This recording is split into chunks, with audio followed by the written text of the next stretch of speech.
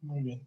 Entonces, todo este tipo de diagramas de fases correlacionan todas las variables dentro de un sistema en equilibrio líquido-vapor. Vamos a ver cómo podemos generar diagramas de equilibrio líquido-vapor ideales. Por ideales me refiero a que el líquido se comporta como un líquido ideal y que la fase vapor se comporta como un gas ideal. Entonces, vamos a utilizar las mismas leyes físicas que ya hemos comentado. La ley de Dalton, el principio de equilibrio, la ecuación de Antoine, la ley de Henry y la ley de Raoult. Ya las hemos analizado. Entonces, utilizando estos modelos, las presiones parciales definen la presión total del sistema. El principio de equilibrio define las presiones de saturación y de vapor de cada fase.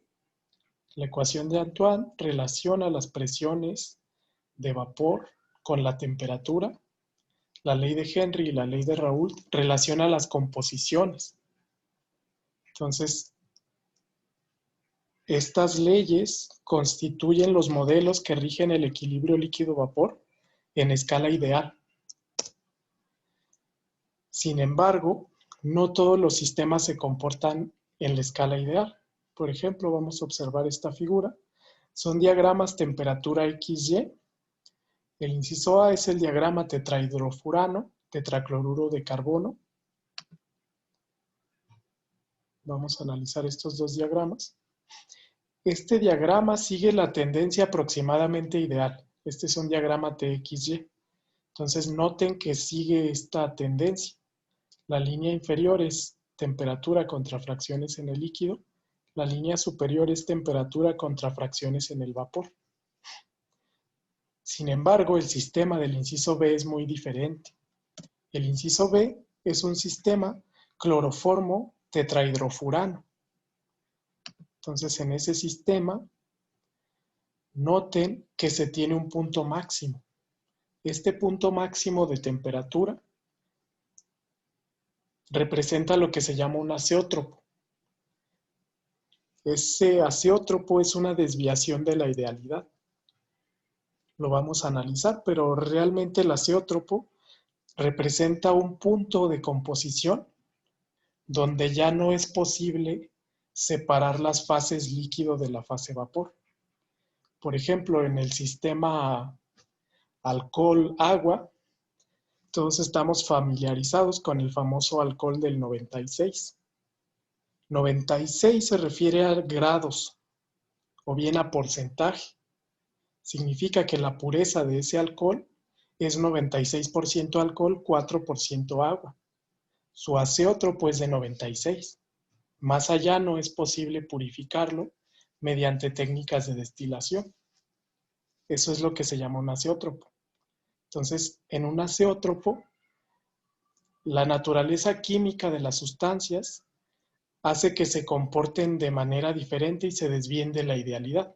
Esto principalmente a que los fluidos interaccionan entre sí.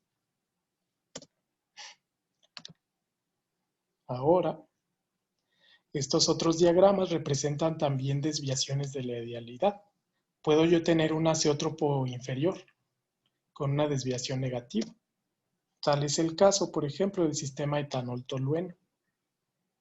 Para los diagramas PXY también existen desviaciones. Noten que estos diagramas se construyen igual, P contra XY, pero a temperatura constante. Entonces, el primero es tetrahidrofurano contra tetracloruro de carbono. Este diagrama, noten que tiene una desviación de la idealidad también. Entonces, es posible que diferentes sistemas se desvíen de la idealidad formando azeótropos, ya sea con desviaciones negativas o desviaciones positivas. La línea punteada representaría la relación Px para soluciones líquidas ideales. Entonces, para el diagrama anterior, tenemos también desviaciones. Para este caso, Pxy, esa línea punteada representa la ley de Henry, que son precisamente relaciones de composiciones en el líquido ideal. Inicialmente vamos a ver cómo podemos calcular y generar este tipo de diagramas, tanto PXY como TXY. Entonces tenemos estos diagramas con líneas punteadas. Vamos a ver inicialmente cómo generar los casos ideales y posteriormente los casos no ideales. Los casos ideales no generan azeótropo, por lo que vamos a tener una tendencia muy similar a como lo vimos en los ejemplos de la superficie. Entonces, estas son las leyes físicas que rigen el equilibrio, ya lo habíamos comentado. Y vamos a utilizar la siguiente nomenclatura. X son las fracciones molares en el líquido, Y las fracciones molares en la fase vapor, P1 y P2 son las presiones de saturación de los componentes 1 y 2 respectivamente, que pueden calcularse con la ecuación de Antoine. Temperatura, T, es la temperatura de la mezcla. También vamos a utilizar temperaturas de saturación. P va a ser la presión total a la que se encuentra la mezcla binaria. Y A, B y C ya definimos que son las constantes para la ecuación de Antoine. Entonces, vamos a definir primero los pasos a seguir o el algoritmo para construir el diagrama PXY de mezclas binarias ideales. Primero, establecemos la temperatura del sistema. Recordemos que para este diagrama, PXY se construye a temperatura T constante. Este es un valor que fijamos al cual se encuentra el sistema. Como segundo paso, calculamos la presión de saturación de cada componente usando ecuación de Antoine. Vamos a determinar A, B y C de la sustancia, de la tabla. Entonces, eso para cada uno de los componentes. Luego construimos vectores de datos de composiciones en el líquido. Es decir, series de datos entre 0 y 1 para la composición X1.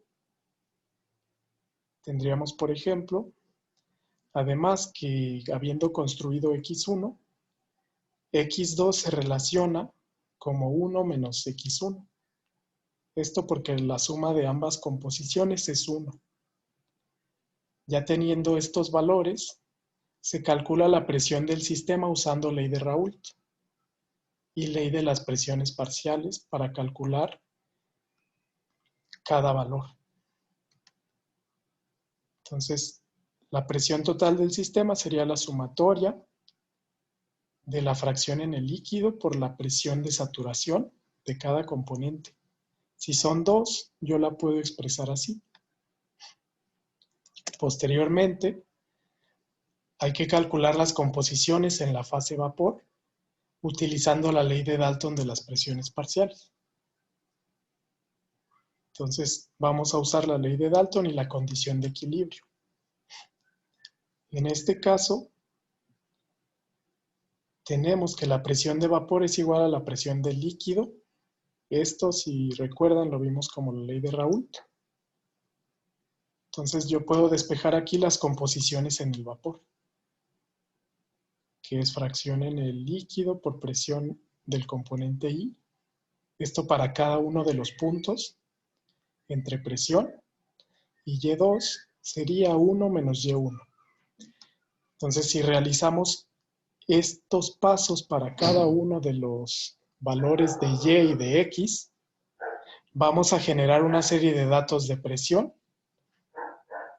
total, fracciones en el líquido y fracciones en el vapor.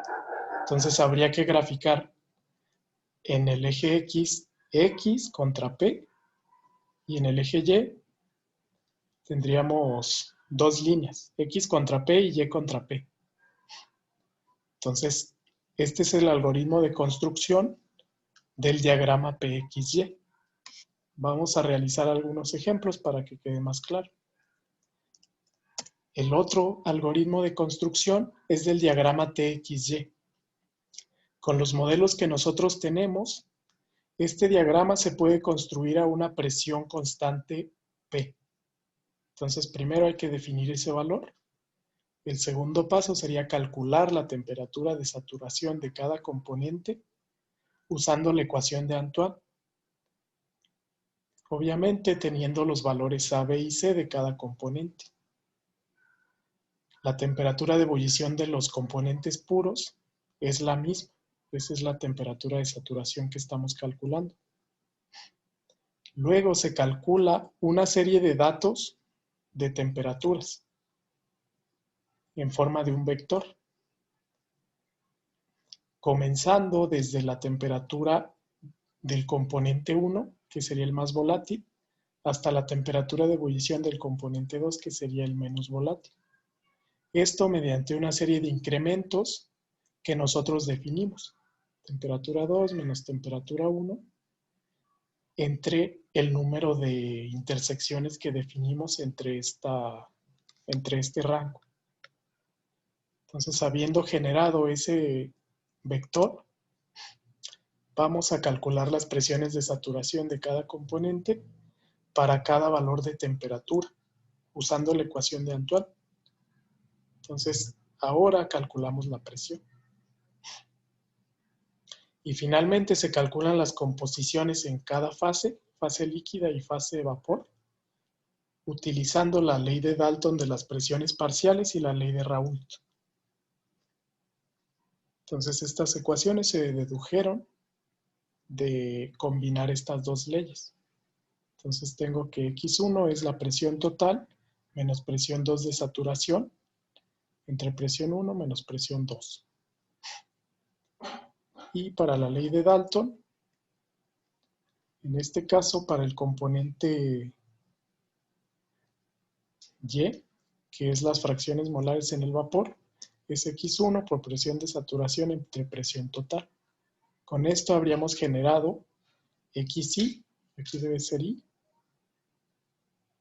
contra YI, que son los vectores de composiciones.